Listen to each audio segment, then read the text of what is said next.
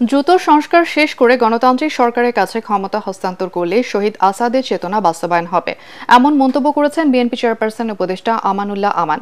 সকালে ঢাকা মেডিকেল কলেজের সামনে শহীদ আসাদ স্মৃতিস্তম্ভে শ্রদ্ধা নিবেদন করতে এসে তিনি এসব কথা বলেন। এ সময় পরিবারের সদস্যরা অভিযোগ করেন, হাসিনা সরকারের আমলে শহীদ আসাদের চেতনার স্বপ্ন ভঙ্গ হয়েছে। দিনটি জাতীয়ভাবে পালন ও পাঠ্যপুস্তকে পুনরায় আসাদের জীবনী অন্তর্ভুক্তি করা সহ কয়েকটি দাবি তুলে ধরেন তারা। আরও জানাচ্ছেন মুশফিকুর রহমান।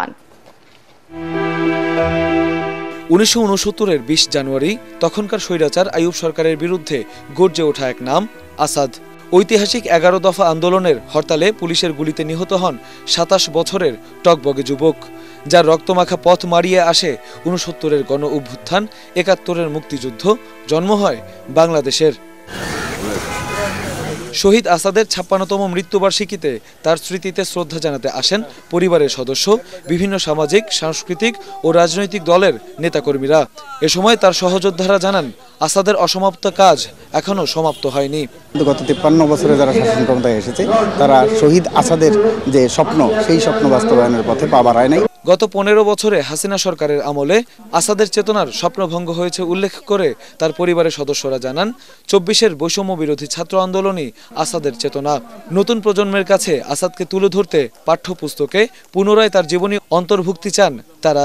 জুলাই আগস্টের বৈষম্য বিরোধী ছাত্র আন্দোলনের হাসিনার পতন ঘটিয়েছে, সেই চেতনাই হচ্ছে আসাদ চেতনার ফসল। পাঠ্যপুস্তকে আসাদের জীবনী ছিল, কিন্তু সেটা আজকাল আর বই দেখতেছি না, সেটা অন্তর্ভুক্ত করা হোক। শহীদ আসাদের স্মৃতিস্তম্ভে ফুলেল শ্রদ্ধা জানান বিএনপি সহ বিভিন্ন দলের নেতাকর্মীরা। সকল শহীদের স্বপ্ন বাস্তবায়নে বিএনপি কাজ করবে বলে জানান দলটির নেতারা।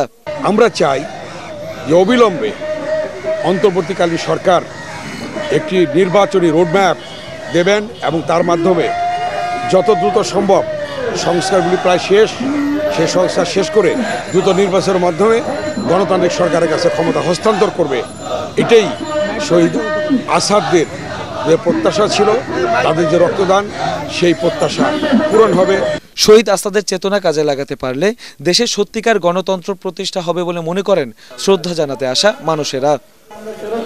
মুশফিকুর রহমান, ATN বাংলা, ঢাকা।